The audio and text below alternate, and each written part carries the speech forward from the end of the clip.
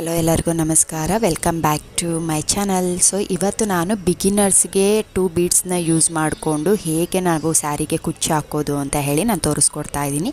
And then ತುಂಬ easy crochet work ಯಾರ್ಯಾರಿಗೆ ಬರುತ್ತೋ ಅವ್ರಿಗಂತೂ ತುಂಬಾ ಈಸಿ ಇದನ್ನ ವರ್ಕ್ ಮಾಡೋದು. ಈಗ ಬನ್ನಿ ನಾನು ತೋರಿಸ್ಕೊಡ್ತಾ ಇದ್ದೀನಿ. ನಾನು ಬಂದು ಇಲ್ಲಿ ಸ್ಯಾರಿ ಅಂತ ತೊಗೊಂಡಿದ್ದೀನಿ. ಆ ಸ್ಯಾರಿ ಬಂದುಬಿಟ್ಟು ಗ್ರೀನ್ ಕಲರಲ್ಲಿದೆ. ಆ್ಯಂಡ್ ದೆನ್ ಒಂಥರ ಕ್ರೀಮಿಶ್ ಸ್ಯಾರಿ, ಅದು ಗ್ರೀನ್ ವಿತ್ ಕ್ರೀಮಿಶ್ ಥರ. ಸೊ ಆ ಕಲರ್ದು ನಾನು 2 ಕಲರ್ದು ಥ್ರೆಡ್ ತೊಗೊಂಡಿದ್ದೀನಿ ಬಂದುಬಿಟ್ಟು. ಸೊ ಆಮೇಲೆ ಇನ್ನೊಂದೇನು ಅಂದರೆ, ಸ್ಯಾರಿ ನಾವು ತೊಗೊಂಡಾಗ ಫಸ್ಟು ನಾವು ಉಲ್ಟಾ ಮಡಚಿಟ್ಕೊಂಡಿರಬೇಕು. ಏಕೆಂದರೆ ಉಲ್ಟಾಯಿಂದ ಸ್ಟಾರ್ಟ್ ಮಾಡಿದಾಗ ನಿಮಗೆ ಕರೆಕ್ಟಾಗಿ ಅದು ಬರುತ್ತೆ. ಬಂದು ನೋಡಿ, ನಾನೀಗ ಉಲ್ಟಾ ಇಟ್ಕೊಂಡಿರೋದು. ಉಲ್ಟಾಯಿಂದ ಹಾಕೋಕ್ಕೆ ಸ್ಟಾರ್ಟ್ ಮಾಡಿದಾಗ ಏನಾಗುತ್ತೆ ಅಂದರೆ, ಫಸ್ಟು ಸ್ಟಾರ್ಟಿಂಗ್ ಬೇಸಲ್ಲಿ ಹಾಕ್ತೀವಲ್ಲ, ಅದು ನಾವು ಫ್ರಂಟಿಂದನೇ ಹಾಕಿದ್ರೆ ಅದು ಉಲ್ಟಾ ಕಾಣುತ್ತೆ ಬಂದು. ಸೊ ಉಲ್ಟಾಯಿಂದ ಹಾಕಿದರೆ ಫ್ರಂಟಿಗೆ ಕರೆಕ್ಟಾಗಿ ಕಾಣುತ್ತೆ. ಸೊ ಅದಕ್ಕೋಸ್ಕರ ನಾನು ಈ ಥರ ಹೇಳಿರೋದು ನಿಮಗೆ.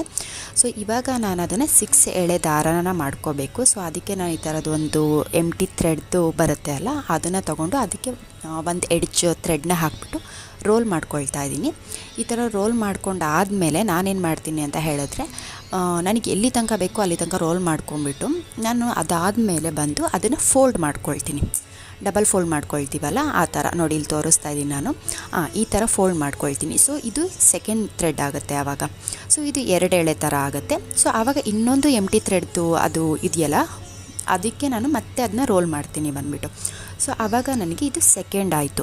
ಇದೇ ಥರಕ್ಕೆ ಮತ್ತೆ ಇದು ಖಾಲಿ ಆಗುತ್ತೆ ಅಲ್ಲ, ನಾವು ಇನ್ನೊಂದು ಇಟ್ಕೊಂಡಿದ್ದೀವಲ್ಲ, ಅದು ಖಾಲಿ ಆಗುತ್ತೆ.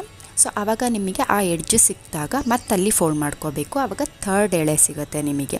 ಇದೇ ಥರ 6 ಲೇಯರ್ಸು ಬರೋಂಗೆ ಮಾಡ್ಕೋಬೇಕು. ಸೊ ಈ ಥರ ನಾನು 6 ಲೇಯರ್ಸು ಬಂದಿದೆ ನೋಡಿ, ನಾನು ತೋರಿಸ್ತಾ ಇದ್ದೀನಿ. ಇದರಲ್ಲಿ 6 ಲೇಯರ್ಸ್ ಕೂಡ ಇದೆ ಬಂದು ನೋಡಿ. ಅದೆರಡು 2, 4, 5, 6 ಟೋಟಲ್ 6 ಆಗಿದೆ. ಸೊ ಇವಾಗ ನಾನು ಹೇಗೆ ಕುಚ್ಚಾಕೋದು ಅಂತ ಹೇಳಿ ನಾನು ತೋರಿಸ್ಕೊಡ್ತಾ ಇದ್ದೀನಿ ಇವಾಗ. ಆ್ಯಂಡ್ ದೆನ್ ತುಂಬ ಈಸಿ, ಸ್ವಲ್ಪ ಪೇಷನ್ಸ್ ಇರಬೇಕು ಅಷ್ಟೇ.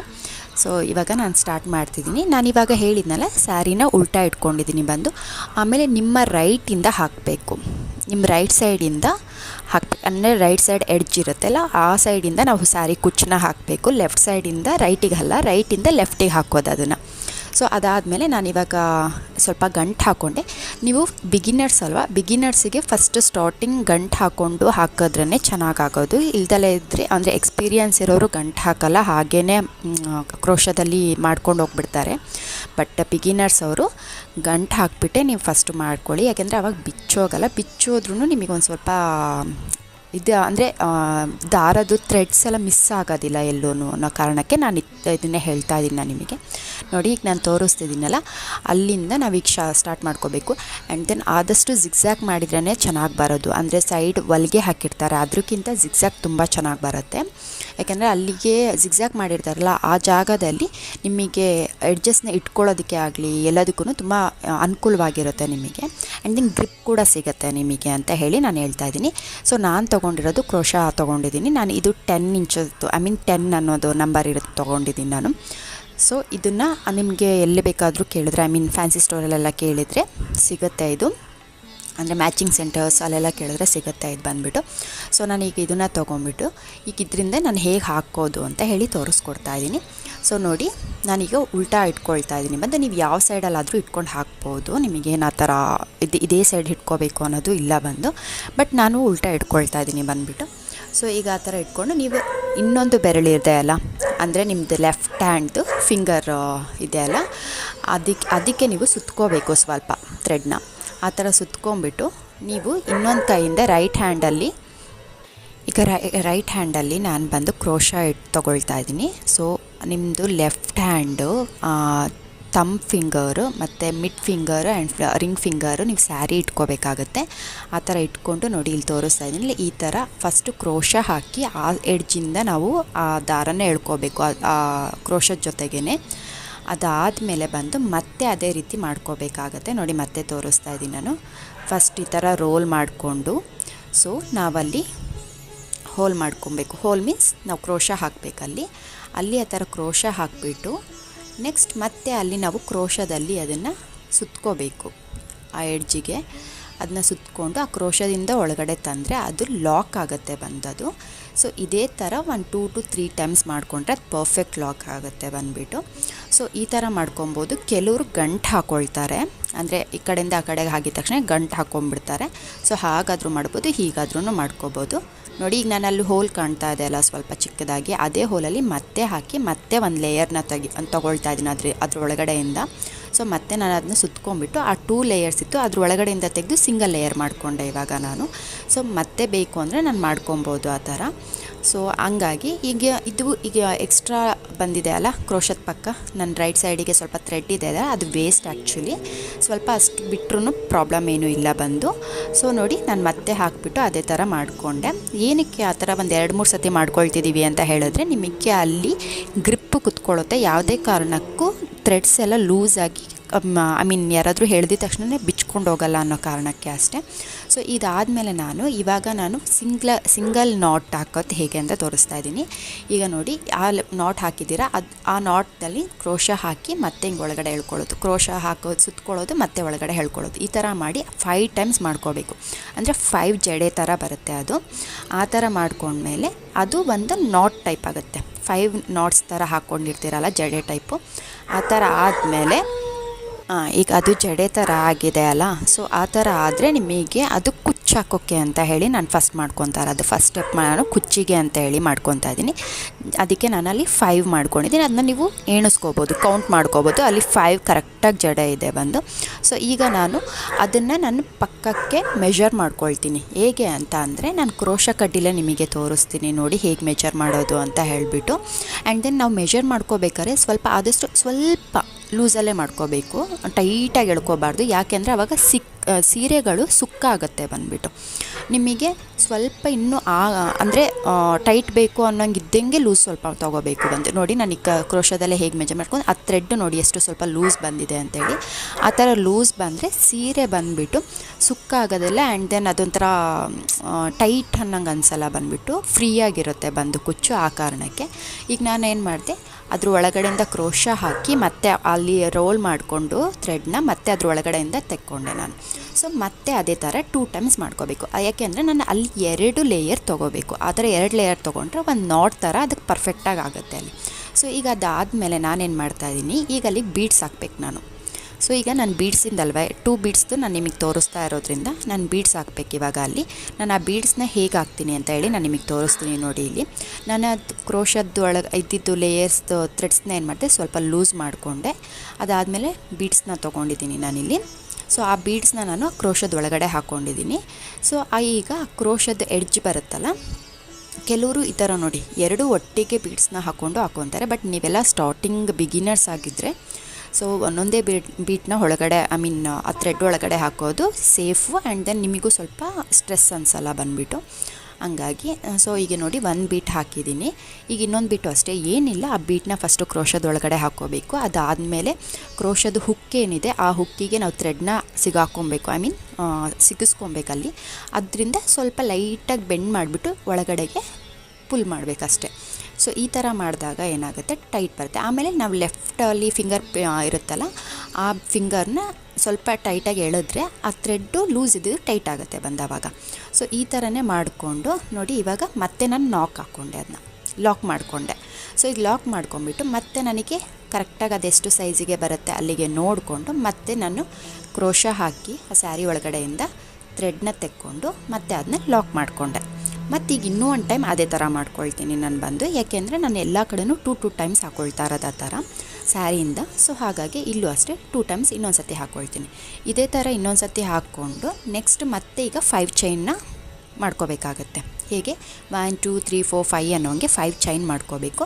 ಆ ಥರ ಮಾಡಿಕೊಂಡು ಮತ್ತೆ ಅದನ್ನು ಸ್ಟಿಕ್ ಮಾಡೋದು. ಮತ್ತೆ ಇನ್ನೊಂದು ಸತಿ ತೊಗೊಂಡು ಅವಾಗ ಮತ್ತೆ 2 ಬೀಟ್ ಹಾಕೋದು. ನೋಡಿ ಇಲ್ಲಿ ಮಾಡ್ಕೊಂಡಿದ್ದೀನಿ ನೋಡಿ ನಾನು, chain bead chain bead chain bead ಅನ್ನೋ ಹಾಗೆ ಆ ಥರ ಹಾಕ್ಕೊಳ್ತಾ ಬರಬೇಕು. ಸೊ ಈ ಥರ ಕಂಪ್ಲೀಟ್ ಸ್ಯಾರಿ ಮಾಡ್ಕೊಂಬರಬೇಕು ನಾವು. ಈ ಥರ ಕಂಪ್ಲೀಟ್ ಸ್ಯಾರಿ ಮಾಡಿಕೊಂಡಾಗ ನಿಮಗೆ ಫಸ್ಟ್ ಲೇಯರ್ ಇದಷ್ಟೇ, ಇದು 1 ಲೇಯರ್ ಮುಗಿಯುತ್ತೆ ಬಂದು. ಅಂದರೆ ಸಿಂಪಲ್ಲಾಗಿ ನಿಮಗೆ ಹೇಳ್ಕೊಡ್ತಿರೋದ್ರಿಂದ ನಾನು ಫಸ್ಟ್ ಒಂದೇ ಲೇಯರಿಂದ ಸ್ಟಾರ್ಟ್ ಮಾಡ್ಕೊಂಡಿದ್ದೀನಿ ಅಷ್ಟೇ. ಇದು 1 ಲೇಯರ್ ಆಗಿರುತ್ತೆ ಬಂದುಬಿಟ್ಟು. ಸೊ ಮತ್ತೆ ಏನು ಲೇಯರ್ ಹಾಕೋ ನೆಸೆಸಿಟೀಸ್ ಬರೋದಿಲ್ಲ ಇದು, ಏಕೆಂದರೆ 1 ಲೇಯರ್ಗೆ ಇದು ಸ್ಟಾಪ್ ಕೂಡ ಆಗುತ್ತೆ, ಅಂದರೆ ಅದು ಅಷ್ಟೇ ಇರೋದು, ಮತ್ತು ಯಾವುದೇ ಲೇಯರ್ಸ್ ಬರೋದಿಲ್ಲ ಇದಕ್ಕೆ. ಜಸ್ಟ್ 2 ಬಿಟ್ದು ಅಂತ ಹೇಳುತ್ತೆ. ನಿಮಗೆ ಇದು ಸಿಂಗಲ್ ಬಿಟ್ ಮಾಡ್ಕೊಬೇಕು ಅಂದರೆ ನೀವು ಅಲ್ಲಿ 2 ಬಿಟ್ ಹಾಕಿರೋ ಜಾಗದಲ್ಲಿ ಸಿಂಗಲ್ ಬಿಟ್ ಹಾಕ್ಕೋಬೋದು.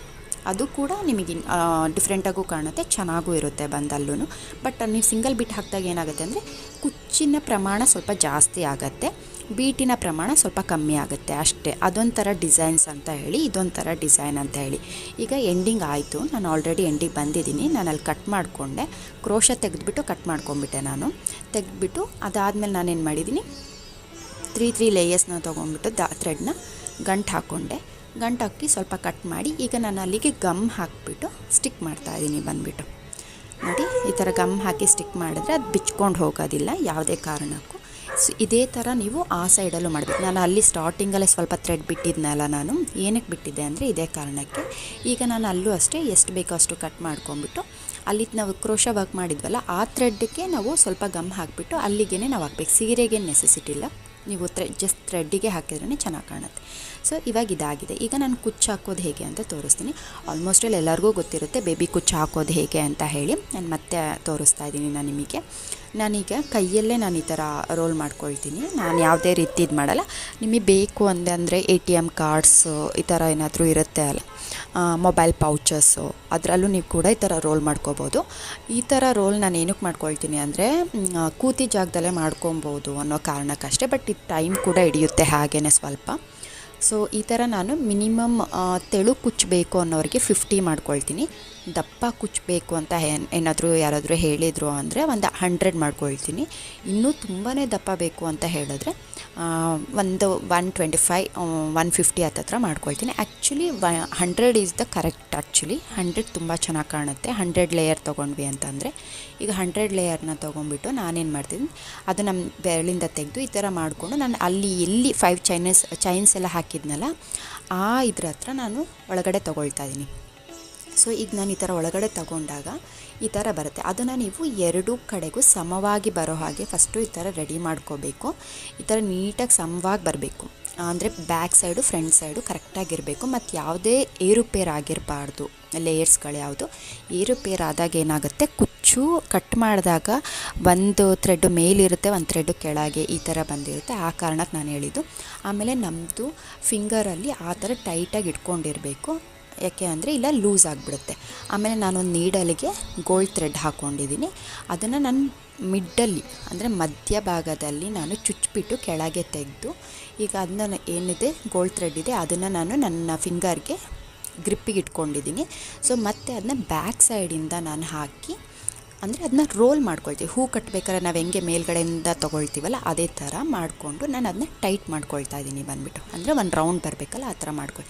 ಈ ಥರ ನೀವು ಸುಮಾರು ಒಂದು 2 to 3 ಟೈಮ್ಸ್ ಅಂತಾದರೂ ಮಾಡ್ಕೊಳ್ಲೇಬೇಕು ನೀವು ಬಂದು. ಹಂಗೆ ಆ ಥರ ಮಾಡಿಕೊಂಡ್ರೆ ಸ್ವಲ್ಪ ಟೈಟಾಗಿ ಬರುತ್ತೆ. ಆ್ಯಂಡ್ ದೆನ್ ಗ್ರಿಪ್ ಕೂಡ ಚೆನ್ನಾಗಿರುತ್ತೆ. ಕುಚ್ಚು ಯಾವುದೇ ಕಾರಣಕ್ಕೂ ಲೂಸ್ ಆಗೋದಿಲ್ಲ. ಆ್ಯಂಡ್ ದೆನ್ ಬೇಗ ಕುಚ್ಚು ಹಾಳಾಗೋದಿಲ್ಲ ಅನ್ನೋ ಕಾರಣಕ್ಕೆ ತುಂಬ ಚೆನ್ನಾಗಿ ಟೈಟ್ ಬರುತ್ತೆ ಅಂತ ಹೇಳಿ. ಆಮೇಲೆ ನೀವು ಈ ಗೋಲ್ಡ್ ಥ್ರೆಡ್ ಹಾಕಬೇಕಾದ್ರೆ ಆದಷ್ಟು ಸ್ವಲ್ಪ ಟೈಟಾಗೆ ಎಳಿಬೇಕು. ಯಾಕೆ ಅಂತ ಅಂದರೆ ನೀವು ಲೂಸಾಗಿ ಹಾಕಿಬಿಟ್ರೆ ನೀವು ಹಾಕ್ಕೊಂಡು ಒಂದು ಸ್ವಲ್ಪ ದಿನಕ್ಕೆ ಅದು ಲೂಸಾಗಿ ಬಿಚ್ಚೋಗ್ಬಿಡುತ್ತೆ ಬಂದೆ. ಅದ್ರ ಬದಲು ನೀವು ಸ್ವಲ್ಪ ಟೈಟಾಗಿ ಹೇಳಿದ್ರೆ ಅದು ಗಟ್ಟಿಯಾಗಿ ಕುತ್ಕೊಳ್ಳುತ್ತೆ. ಸೊ ಆ ಥರ 3 ಲೇಯರ್ಸ್ ಹಾಕ್ಕೊಂಡಾದ್ಮೇಲೆ ಆ ಗೋಲ್ಡ್ ಥ್ರೆಡ್ ಒಳಗಿಂದ ಸೂಜಿನ ಈ ಥರ ಹಾಕಿಬಿಟ್ಟು ಜಸ್ಟ್ ಹಿಂಗೆ ತೆಕ್ಕೋಬೇಕು. ತೋರಿಸ್ತಿದ್ದೀನಲ್ಲ ಆ ಥರ. ಏನಕ್ಕೆ ಆ ಥರ ಮಾಡ್ತಾಯಿದ್ದೀನಿ ಅಂತ ಹೇಳಿದ್ರೆ, ನಾನು ಗೋಲ್ಡ್ ಥ್ರೆಡ್ಡು ಆ ಕಡೆ ಈ ಕಡೆ ಹೋಗಲ್ಲ, ಆ ಕುಚ್ಚು ಒಳಗಡೆನೇ ಇರುತ್ತೆ ಬಂದು. ನಾನು ಇಲ್ಲಿ ನೋಡಿ ಗ್ರೀನ್ ಕಲರ್ ಕುಚ್ಚಲ್ಲಿ ತೋರಿಸ್ತೀನಿ ಅದು ಹೇಗೆ ಕಾಣುತ್ತೆ ಅಂತ ಹೇಳಿ.